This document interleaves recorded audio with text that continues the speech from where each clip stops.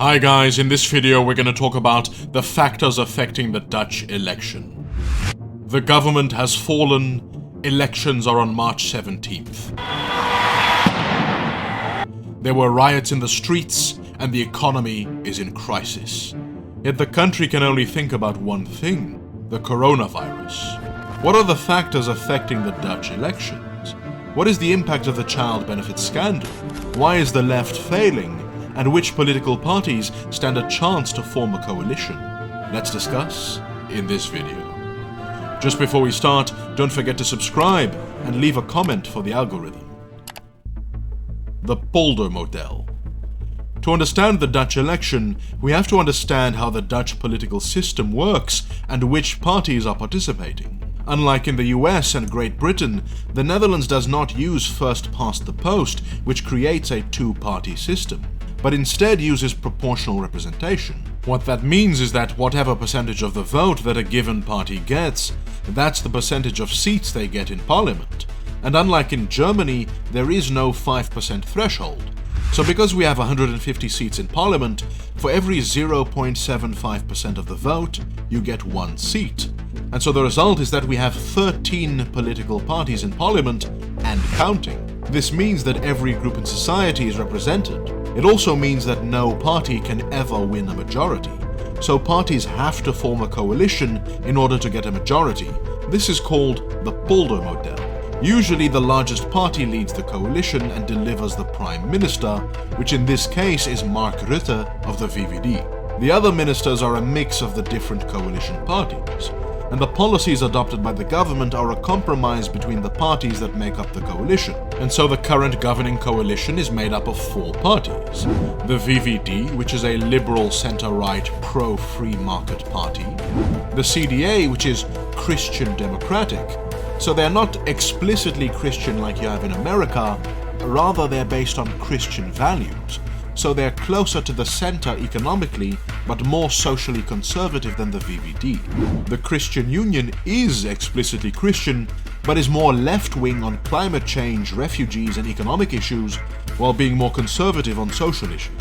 And finally, D66 is a social liberal party, so they're very progressive on social issues, immigration and climate change, and they're very much in favor of the EU, but they're more centrist economically. And so these four parties have been governing the country for the last 4 years, and the policies which have been implemented are the result of compromises between these parties.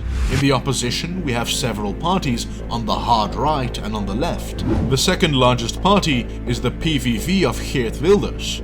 They are anti-immigration, anti-EU and anti-Muslim, but selectively left-wing on some economic issues like healthcare and pensions. On the center-left, you have the Labour Party, which is social democratic.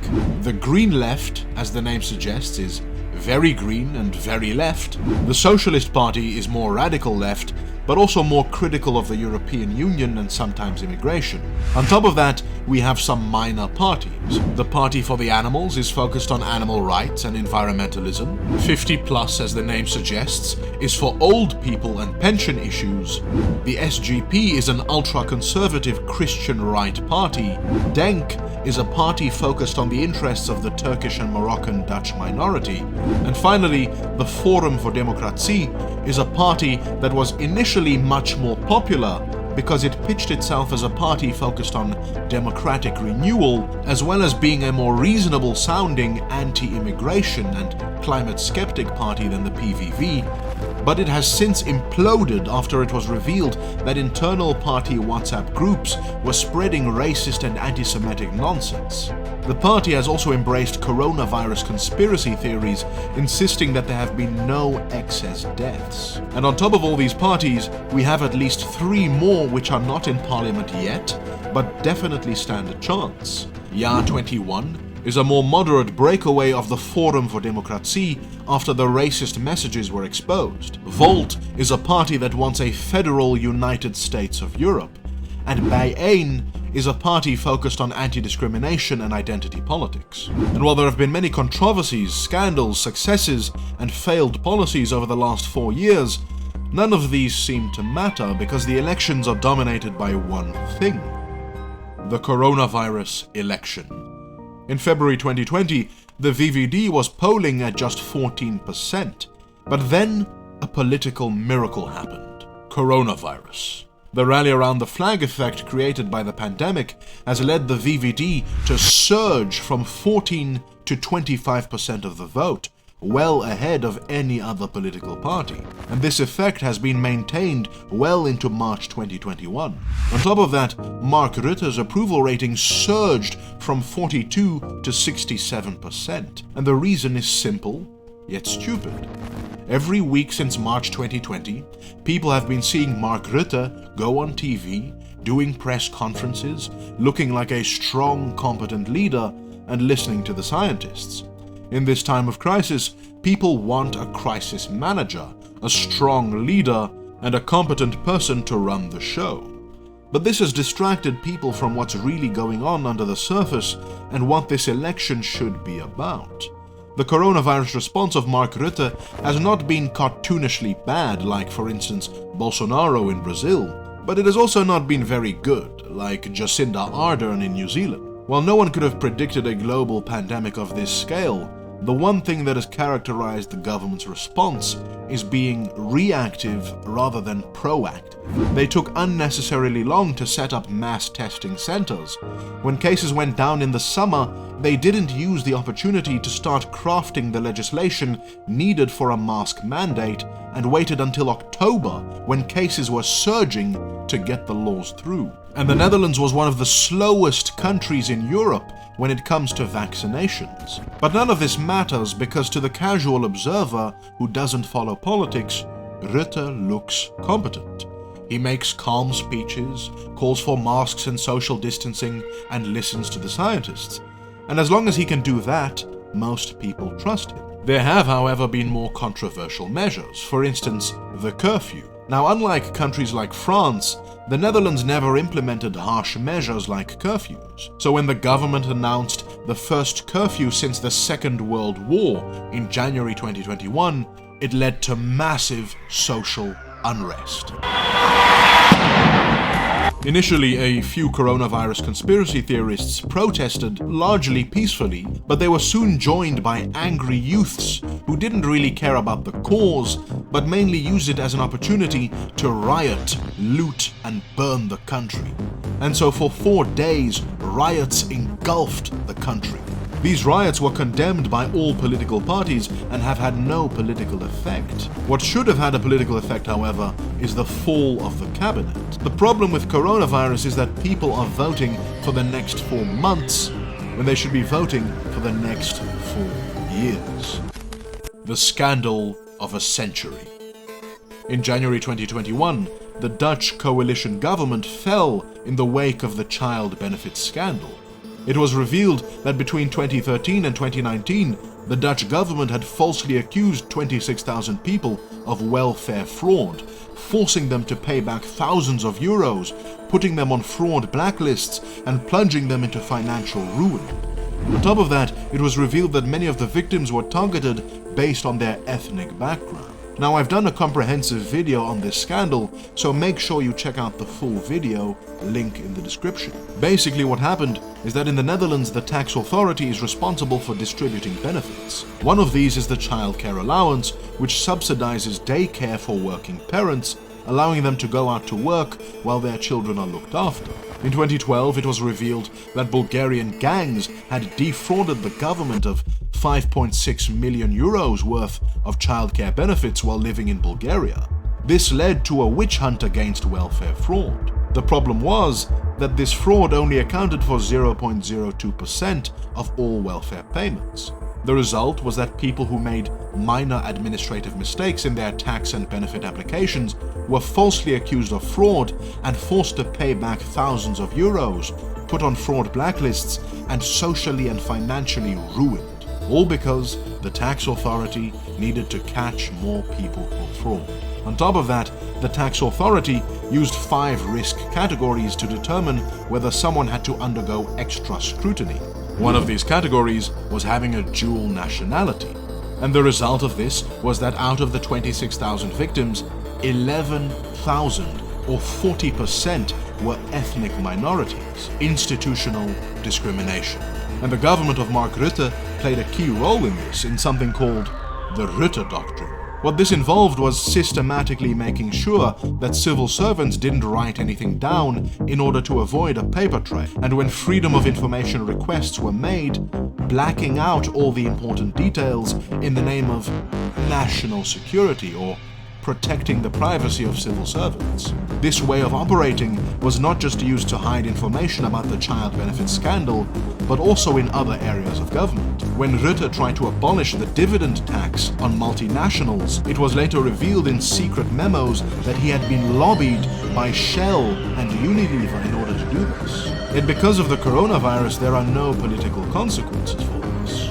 The only person who took the fall was Labour Party leader Lodewijk Asscher, who resigned as Labour candidate.